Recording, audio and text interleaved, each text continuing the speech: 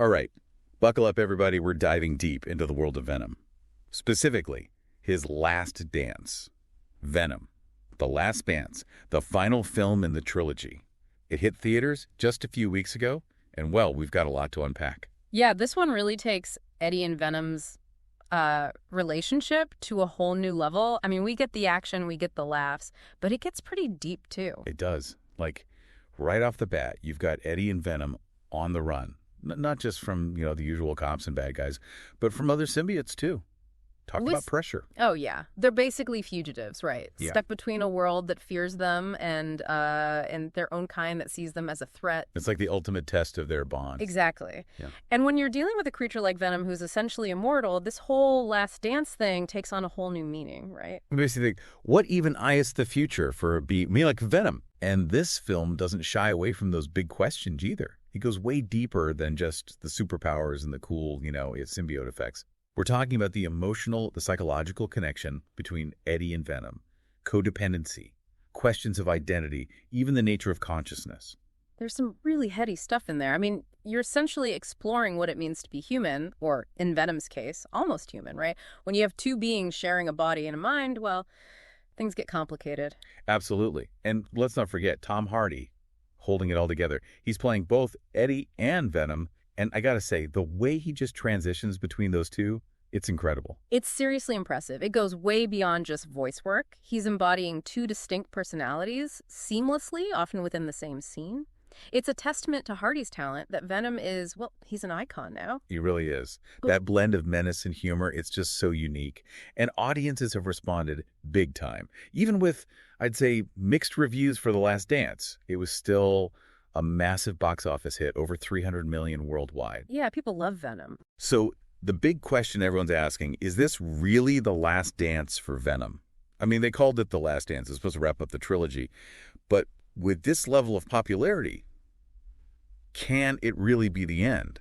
That's the million-dollar question, isn't it? Yeah. Spider-Man universe is constantly growing. You've got the whole multiverse thing happening, a crossover with other Marvel characters. It's not out of the question. Fans would go nuts. I mean, Venom and Spider-Man on screen together. Right. It'd be huge.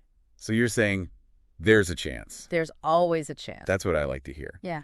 But look, even if we never get that epic showdown, this Venom trilogy has left its mark. It's changed how we think about anti-heroes, and it's opened the door for other R-rated superhero films, the ones that explore those darker, more mature themes. Oh, for sure. This trilogy, it's pushed boundaries, given us a character who, challenges the whole good versus evil thing. We're not just rooting for the good guy. We're forced to consider the gray areas, the struggles of an anti-hero who's trying to figure out where he belongs in the world. And he's doing it with this blend of dark humor and over-the-top action, and then you get these surprisingly heartfelt moments, too. Exactly. It's a wild ride. It keeps you guessing. Okay, before we get too deep into The Last Dance itself, let's take a quick step back to Let There Be Carnage. That one introduced us to Cletus Kasady, a.k.a. Carnage. Woody Harrelson, he was fantastic. Oh, yeah. Carnage, he's pure chaos, destructive energy unleashed. Absolutely. And that film was really key for Venom's development too, right? He starts to become more confident, more assertive, almost like he's preparing for the challenges that are coming in The Last Dance. It's like he's stepping into his own, right? Finding his place, even if it's a bit messy. Yeah, and those visual effects. That final battle between Venom and Carnage. Talk about a visual feast. But what always gets me about this trilogy is the way it digs into those bigger themes. Duality, morality, the whole good versus evil thing. It's never black and white. You're constantly questioning who to root for, what the right choice even is. It makes you think. And I think that's a big part of what makes it so successful. It's not just popcorn entertainment. It's engaging with these complex ideas. And doing it in a way that's both entertaining and thought-provoking. Yeah. And it's visually stunning. Oh, yeah. The visual effects in this trilogy are next level. You can tell they really pushed the boundaries of what's possible. Absolutely. They didn't hold back. And, it's had a real influence on other R-rated superhero movies, too, like Deadpool and Joker. They owe a debt to Venom. They show that there's an audience for this kind of, darker, more mature take on the genre. Definitely. And that's something we need to talk about more. But before we do, I think it's time for a break. We'll be back in a flash to really dissect The Last Dance, so stick with us. Welcome back, everybody. We left off talking about how Let There Be Carnage kind of set the stage for The Last Dance, and how Venom has really changed what we think of when we think anti-hero. He's not exactly your Boy Scout superhero, right? Like, yeah, there's good in there, but he's chaotic and unpredictable and sometimes just plain selfish. He keeps you on your toes, that's for sure. But he also makes you think, right? Like, where is the line between good and evil? With Venom, you're never really sure which side he's going to land on. It's true. He's constantly wrestling with those two sides, the symbiote and Eddie.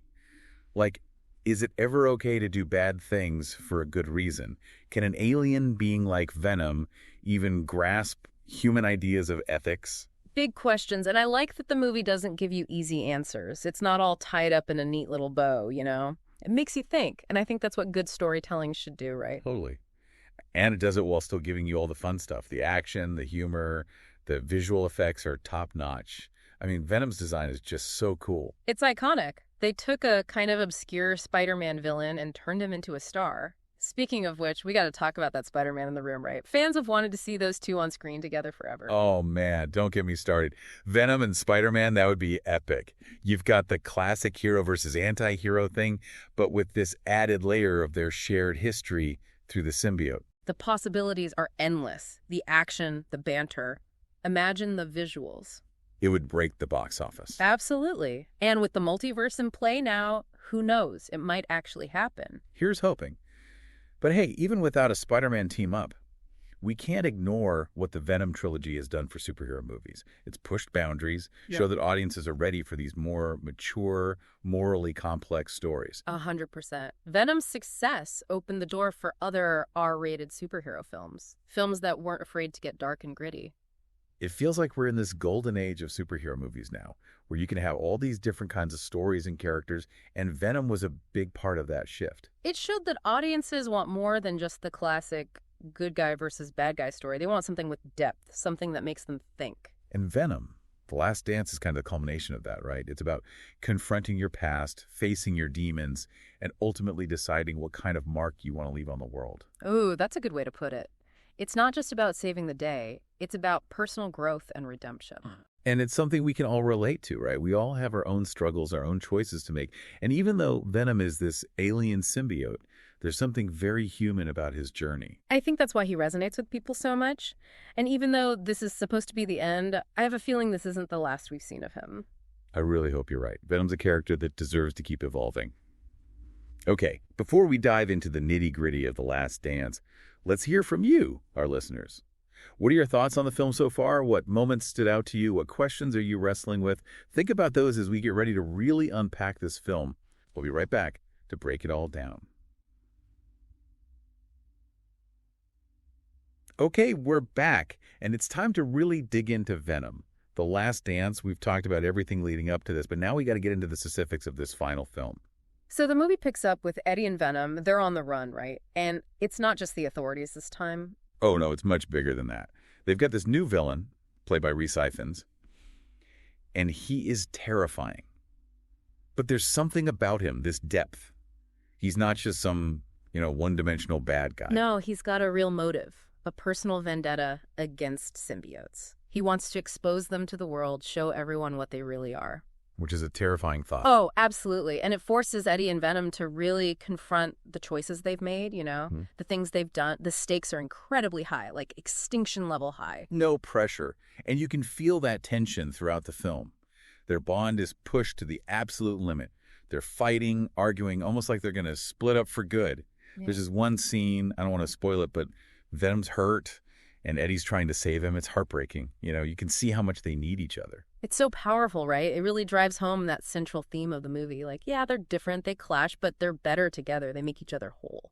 And that realization that they need each other, it leads to some of the best, most emotional moments of the film. And then, of course, you've got that final showdown. I mean, visually, it's spectacular. Venom versus this villain and the fate of, well, everything is on the line. It's epic. And I'm not going to give anything away, but that ending, it's satisfying, but it also leaves you thinking. Like, there's the sense of closure, but also this feeling that maybe, just maybe, this isn't the end. Which is what we're all hoping for, right? Oh, absolutely. I don't think anyone's ready to say goodbye to Venom just yet. He's become such an iconic character, And I think that's what makes Venom: The Last Dance such a fitting end to this trilogy. It celebrates everything we love about him, but it also acknowledges that his story isn't over. There's still so much potential there, so much more to explore. So as we wrap up this deep dive into the world of Venom, what are some of the big takeaways? What do we want our listeners to remember? Well, first of all, Venom. The Last Dance, it delivers. It's a wild ride, full of action, humor, and some really touching moments.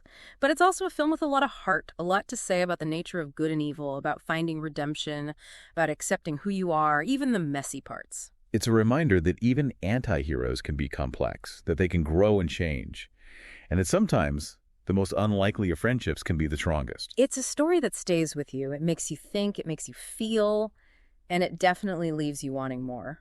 And on that note, we've reached the end of our deep dive into Venom: The Last Dance. But the conversation doesn't have to end here. What did you think of the movie?